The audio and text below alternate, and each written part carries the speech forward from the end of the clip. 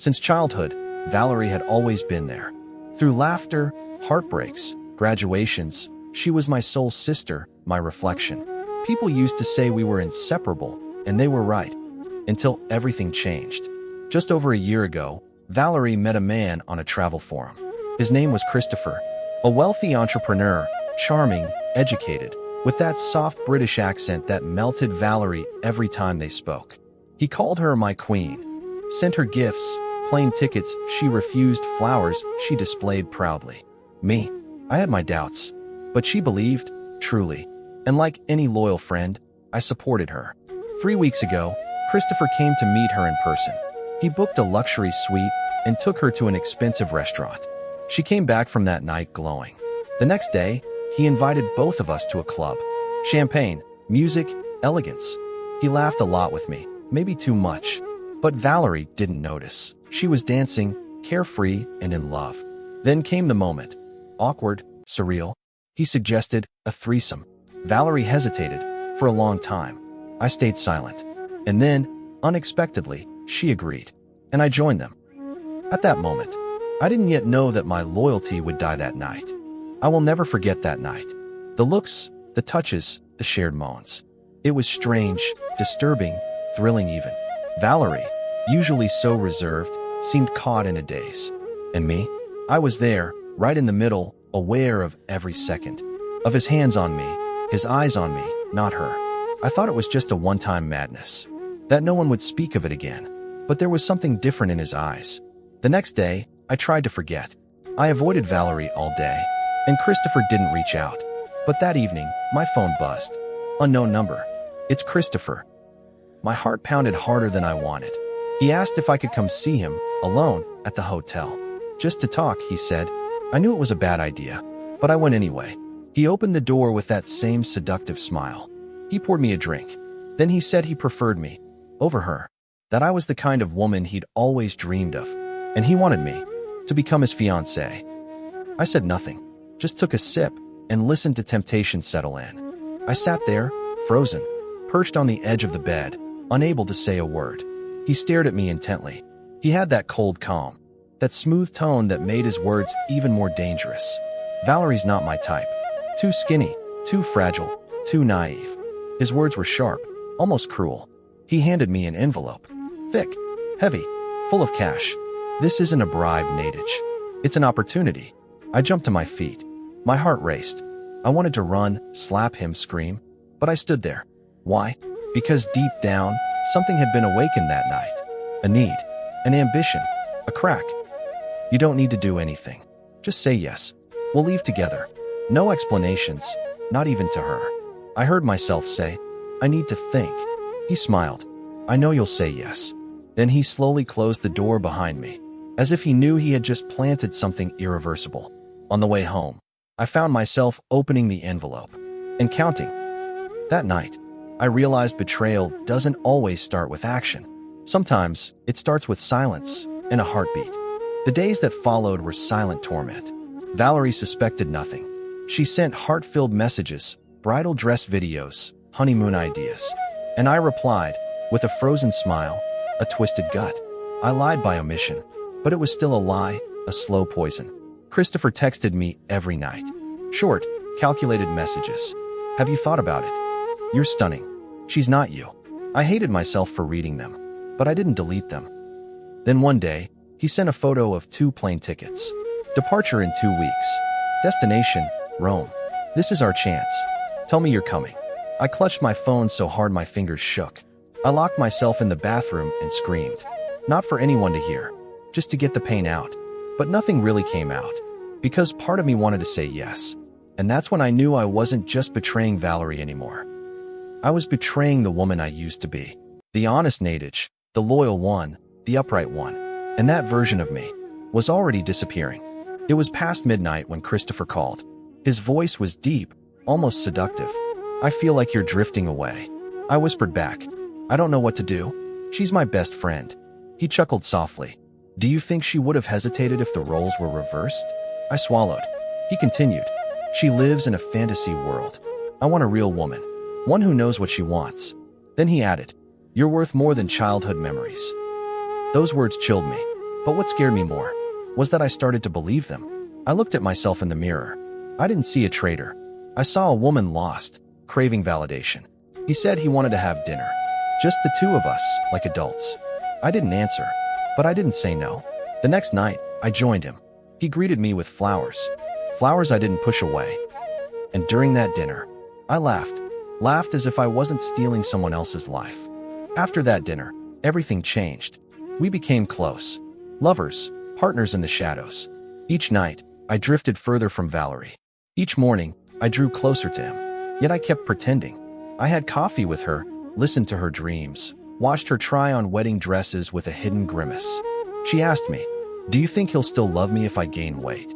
And I laughed, even though he'd told me she was flat, shapeless. I was living a double life, and it was quietly destroying me. But Christopher promised me everything. A flat in London, a joint account, trips, plans, a future. And I drowned in those promises. One night, he said, "In 10 days, we leave. Don't pack. I'll handle it all. We leave everything behind." I didn't know what to say. He took my hand. "Do you want a dream life or a shadowed one?"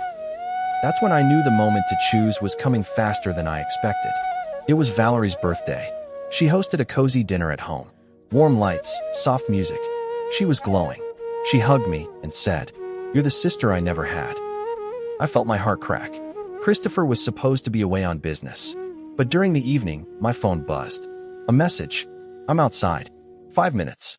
I snuck out like a thief. He was there. Dark suit. Sunglasses. "You coming or not?" I hesitated. I looked at the door. I still tasted the birthday cake. But I got in the car. We drove. No words. Then he parked by a hotel. He said he'd booked a suite to celebrate our future. And I accepted his kiss. No guilt. No excuses. That night, I knew the point of no return had been crossed. The day arrived. My suitcase was ready. Just a small bag, some clothes, and a heavy heart. Christopher sent a message. "Taxi at 7 p.m. Back door." I didn't say anything to Valerie. Just a simple text. "Can't come tonight. Swamped with work. Kisses." She replied with a red heart. I turned off my phone. Each step toward that car felt heavier. I wasn't sure of anything anymore. But I was committed. When I reached the car, he kissed me like I was already his. We drove to the airport.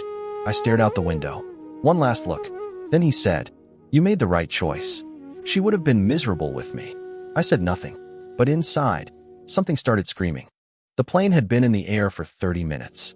I watched the clouds drift by, but none of them could erase what I'd left behind. Christopher slept peacefully beside me. I stared out the window, as if searching for the fragments of my past life. I thought about Valerie, how she'd react when she realized I wasn't coming back, when she discovered her fiancé, her dream, the love of her life, had been stolen by me. I hadn't even left a note, just silence, pure cowardice. When we landed in Rome, everything looked perfect. The 5-star hotel, the view over the Colosseum, the champagne, the promises. Christopher wanted to celebrate. I smiled mechanically. But that night, alone in the bathroom, I turned on my phone, and there they were, dozens of messages. From Valerie, from friends, from her mother, all asking where I was, why I wasn't answering, why my apartment was empty. And then, one final message from Valerie. A voice note. I played it. Her voice trembled. "Nadej, I'm scared. I don't understand. Christopher isn't replying. Neither are you. I hope you're okay. Please, come back to me." That's when I cried. For the first time, I truly understood the scale of what I'd destroyed. Days passed. Rome was beautiful, but my heart had become a ruin. Christopher grew distant, less attentive, less charming. He spent his days on calls, his nights out, and I stayed in the suite, wandering like a ghost. One night, I picked up his phone while he slept. What I found chilled me to the bone. Messages to other women, photos, videos, scheduled meetups. I wasn't the one. I was just another stop in a well-crafted pattern. When I confronted him, he shrugged. "What did you expect? A fairy tale?" He called me naive. Easy. A temporary pick. I slapped him. He laughed. "You followed me without a second thought. You betrayed your best friend for me. And you thought I'd respect you?" That sentence broke me.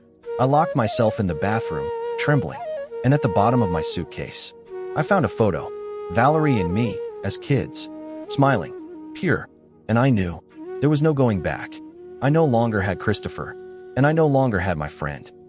I was completely and utterly alone. I returned a month later, not to Paris, not to our city, but to a random studio apartment far away from Valerie. I didn't have the courage to see her, not even to write. I deleted my social media, changed my number, erased every trace of who I was, like someone trying to escape a crime. I work now as a waitress in a small cafe. Me, who once dreamed of luxury, now wiping glasses. But at least, I sleep at night. Sometimes I see girls like her, innocent, hopeful, full of light, and my chest tightens. I wonder if Valerie is happy now, if she picked up the pieces, if she found someone who truly loves her, or if she still hurts because of me. Sometimes I write letters I never send. I apologize. I tell her everything, but I don't have the courage to mail them. I made my choice. I broke everything, and I pay the price every day. The cost of betrayal isn't loneliness. It's not shame. It's living every day with the echo of a voice that once said, "You're my sister," and knowing that voice will never speak to me again. I live in a beautiful house now. I wear designer clothes. I travel first class. I dine in the most luxurious restaurants. And yet, every night when I go to bed, I stare at the ceiling for hours. I think about Valerie. I think about what I did. She tried to call me for weeks. I never answered. When she discovered everything, I blocked her because I didn't have the courage to face the pain in her voice or the hate in her silence. I see her sometimes on social media. She's smiling, but her eyes aren't the same. She's no longer with him. He's with me now. But I also know he's not really with me. He's with the image of who I was. The woman who dared betray her best friend. Sometimes, at dinner, he talks about her. He doesn't say her name, but I know. And that hurts more than anything. I've got the life I dreamed of, but I've lost the only person who truly loved me. All because I wanted more. And now that I have everything, I realize I have nothing.